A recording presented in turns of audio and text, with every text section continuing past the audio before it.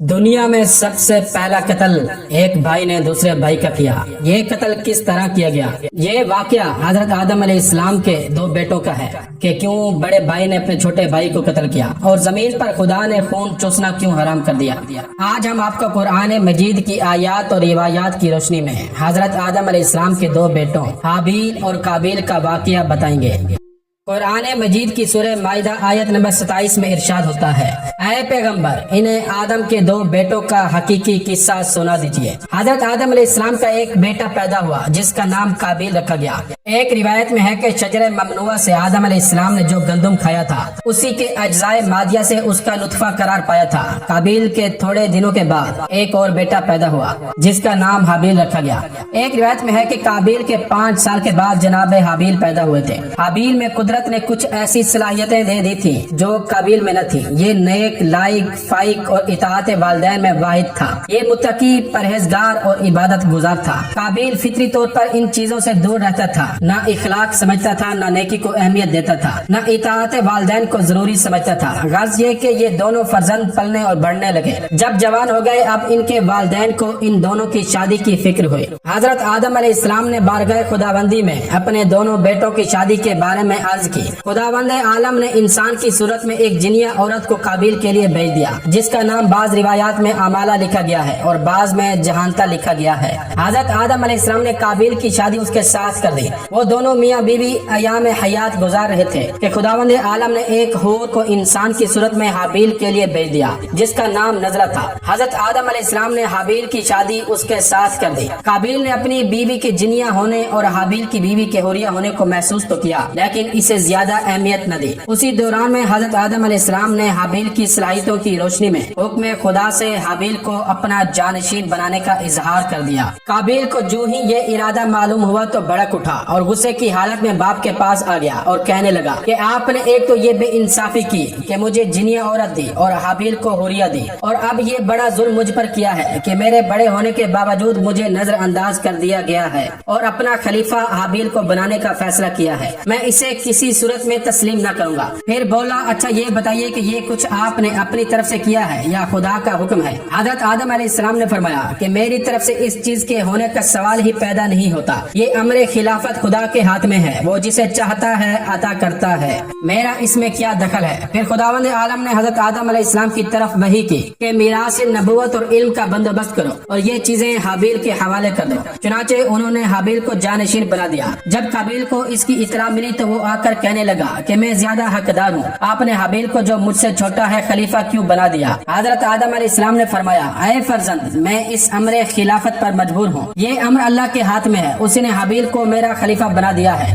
میں نے اس کی تعمیل کر دی ہے، اس سے زیادہ اس امر میں میرا کوئی دخل نہیں ہے۔ قابیل نے کہا کہ سب کہنے کی باتیں ہیں، میں تو ایک نہ مانوں گا، مجھے معلوم ہے کہ آپ خود مجھ پر میرے چھوٹے بھائی کو ترجیح دیتے ہیں، آپ اسے بہت زیادہ چاہتے ہیں اور میری طرف آپ کی توجہ کم ہے، آپ نے جو کچھ کیا ہے خود کیا ہے۔ حضرت آدم علیہ السلام نے فرمایا کہ اگر تم کو غلط فہمی ہے اور تم میرے کہنے پر یقین نہیں کرتے تو پھر دونوں بھائی خدا کی بارگاہ میں قربانی پیش کرو، جس کی قربانی منظور ہو جائے گی وہی افضل قرار دیا جائے گا۔ قابیل نے قربانی کی بات مان لی اور ایک دن دونوں نے ایک پہاڑی پر اپنی قربانیاں رکھ دی۔ قابیل زراعت کرتا تھا، اس نے ردی قسم کا گندم لا کر پہاڑ پر رکھا۔ حابیل نے دمبے وغیرہ پالے ہوئے تھے، انہوں نے بہترین قسم کا دمبا لا کر پہاڑ پر رکھا۔ اس زمانے میں قربانی قبول ہونے کا طریقہ یہ تھا کہ آسمان سے ایک آگ کا شعلہ آتا تھا اور جس کی قربانی قبول کرنا ہوتی تھی اسے جلا کر خاکستر کر دیتا اور جس کو قبول کرنا منظور نہ ہوتا تھا وہ جو کی تو پڑی رہتی۔ غرض یہ کہ قربانی پہاڑ پر رکھی گئی اور شعلہ آیا اور اس نے حابیل کے دمبے کو کھا لیا۔ قرآن مجید کی سورہ مائدہ آیت نمبر 27 میں ارشاد ہوتا ہے، جب ہر ایک نے تقرب پروردگار کے لیے ایک کام انجام دیا تو ایک کا عمل تو قبول کر لیا لیکن دوسرے کا قبول نہ ہوا۔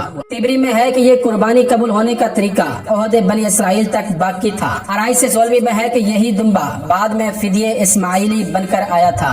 اس واقعے سے حضرت آدم علیہ السلام مطمئن ہو گئے اور انہیں خیال ہوا کہ قابیل کو اب پورا اطمینان ہو گیا، لہٰذا وہ حج بیت اللہ کے लिए रवाना हो गए। आराई से 16 में है कि हजरत आदम जब हज को जाने लगे तो इन्होंने आसमान से कहा कि मेरे बेटे हाबिल की इमानत के तौर पर हिफाजत करना। उसने इनकार कर दिया। फिर जमीन से कहा, उसने भी इनकार कर दिया। फिर पहाड़ों से कहा, उन्होंने भी इनकार कर दिया। फिर काबिल से कहा तो उसने अपने मकसद के तहत करार कर लिया। गर्ज ये कि हजरत आदम अलैहिस्सलाम के चले जाने के बाद शैतान काबिल के पास आया और कहने लगा कि ये तो बहुत बुरा हुआ कि हाबिल की कुर्बानी कबूल हो गई और तुम्हारी कुर्बानी कबूल न हुई। अब तो ये होगा कि जब तुम्हारी औलाद पैदा होगी और तुम्हारी नस्ल बढ़ेगी तो हाबिल की औलाद तुम्हारी औलाद पर तफाखुर करेगी और कहेगी कि हम हाबिल की नस्ल से हैं जिनकी कुर्बानी कबूल हुई थी और जो आदम के खलीफा थे, और तुम उसकी नस्ल से हो जो हर तरह महरूम रहा था। काबिल ने कहा ये तो बिल्कुल दुरुस्त है, लेकिन अब हम करें क्या? शैतान ने कहा कि उसकी एक ही सूरत है और वो ये कि तुम हाबिल को कत्ल कर डालो। जब वो कत्ल हो जाएंगे तो ला महला तुमको वो अपना खलीफा और जानशीन बनाएंगे, क्योंकि उनकी और तो कोई औलाद फिलहाल नहीं है। काबिल ने कहा कि ये तो मशवरा आपका दुरुस्त है, लेकिन मुझे तो ये नहीं मालूम कि किस तरह कत्ल किया जाता है। शैतान ने कहा कि मैं अभी बता देता हूँ। चुनाचे उसने एक परिंदे को पकड़ा और पकड़कर उसे पत्थर पर लिटा दिया और उसके सर को एक दूसरे पत्थर से कुचल दिया। कत्ल की तरकीब सीखने के बाद काबिल जनाब हाबिल के पास पहुंचा और कहने लगा कि मैं तुम्हें कत्ल करूंगा। हाबिल ने पूछा कि मैंने तुम्हारे साथ क्या बुरा सलूक किया है कि जिसके बदले में तुम मुझे कत्ल करोगे? उसने कहा कि तुम्हें आदम ने जानशीन बना दिया और तुम्हारी ही कुर्बानी कबूल हुई है, इसलिए मैं तुम्हें जरूर कत्ल करूंगा। हाबिल ने कहा कि इसमें मेरी क्या खता है? उसने कहा तुम्हारी खता हो या ना हो, मैं तुमको कत्ल करूंगा, क्योंकि अगर ऐसा न किया तो तुम्हारी नस्ल मेरी औलाद पर तफाखुर करेगी। हाबिल ने जब यकीन कर लिया कि ये इस जुर्म अजीम से बाज न आएगा तो कहने लगे कि भाई अगर तुम मुझे कत्ल करना ही चाहते हो कर डालो, लेकिन मैं बताए देता हूँ कि मेरी तरफ से इसके मुतालिक इकदाम न होगा और मैं तुम्हारी तरफ कतआन हाथ न बढ़ाऊंगा। कुरान मजीद की सूरह माइदा आयत नंबर 27 और 28 में इरशाद होता है, उसने दूसरे भाई को धमकी दी और कसम खाकर कहा कि मैं तुझे कत्ल कर दूंगा। दूसरे भाई ने कहा अगर तू मुझे कत्ल करने के लिए मुझ पर हाथ चलाएगा तो मैं तुझको कत्ल करने के लिए तुझ पर हाथ नहीं चलाऊंगा। मुझे तो अल्लाह से डर लगता है, खुदा तो सिर्फ परहेजगारों का अमल कबूल करता है।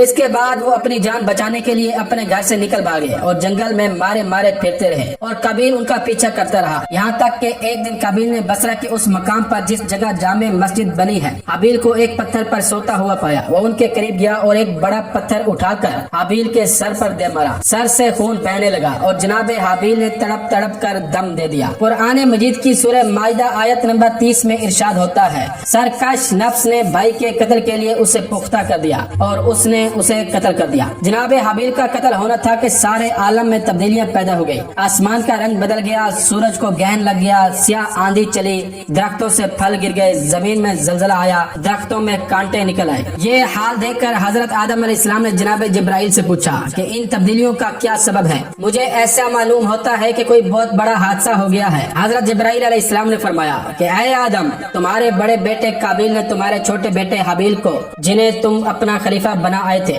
शैतान के वरगलाने से कत्ल कर दिया है। ये सुनना था कि हजरत आदम अलैहिस्सलाम सख्त गमगीन और रंजीदा हुए और बेपनाह रोने लगे। उसके बाद जनाब जिब्राइल से कहा कि मुझे वापस ले चलो। हजरत जिब्राइल अलैहिस्सलाम ने फरमाया कि तुम पहले हज से फरागत करो, उसके बाद वापस जाना। अलगर्ज बदबख्त काबिल जनाब हाबिल को कत्ल करने के बाद उनकी मैयत को छुपाने की कोशिश करता रहा, लेकिन उसकी समझ में ये न आया कि उसे करे तो क्या करे, क्योंकि ये पहली मैयत थी और दुनिया का पहला कत्ल था जो इस जमीन पर वाक़या हुआ। आराई से 16 में बेहवाले तिबरी में है कि जब हाबिल कत्ल हो गए, कुछ जानवरों ने उनको घेर लिया। सब इस कोशिश में लग गए कि इनकी मैयत को अपनी खुराक बनाए। ये देखकर काबिल ने उसे पुश्त पर लाद लिया और लादे लादे हैरान व परेशान फिरता रहा। वो जहाँ जाता था दरिंदे उसके पीछे पीछे जाते थे और इस इंतजार में थे कि ये इसे फेंके तो हम खाएं।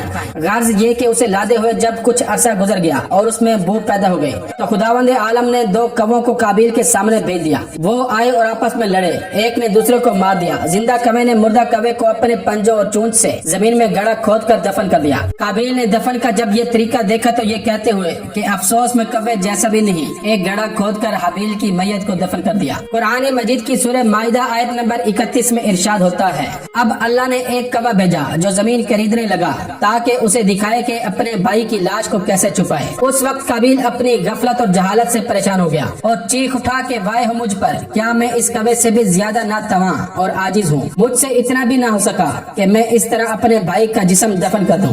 बहरहाल वो अपने किए पर नादिम व पशेमान था। थोड़े अरसे के बाद जब हजरत आदम अलैहिस्सलाम हज से वापस आए और आकर काबिल से पूछा कि हाबिल कहाँ है, तो उसने जवाब दिया कि आप उसको मेरे पास छोड़कर गए थे जो जो मुझसे पूछते हैं। हजरत आदम अलैहिस्सलाम ने फरमाया कि मुझे सब कुछ मालूम है, मैं तुझसे पूछता हूँ कि तूने ऐसा क्यों किया। काबिल ने मुआखजा किया और सजा के खौफ से तर्के वतन कर दिया और वहाँ से भाग कर यमन में चला गया। जब काबिल ने हाबिल को कत्ल कर दिया तो उनका खून 7 दिन तक जमीन पर रहकर जमीन के अंदर जज्ब हो गया और जमीन ने उसे पानी की तरह पी लिया। खुदावंद आलम ने फरमाया कि तेरा भाई हाबिल कहाँ है? उसने कहा कि मुझे नहीं मालूम, मैं कहीं उसका मुहाफिज था। इरशाद हुआ कि तेरे भाई का खून मुझे पुकार रहा है। काबिल ने कहा कि अगर मैंने उसको कत्ल किया है तो उसका खून कहाँ है? उसी के बाद से खुदावंद आलम ने जमीन पर किसी का खून चूसना हराम कर दिया है। यही वजह है कि जमीन में खून जज्ब नहीं होता।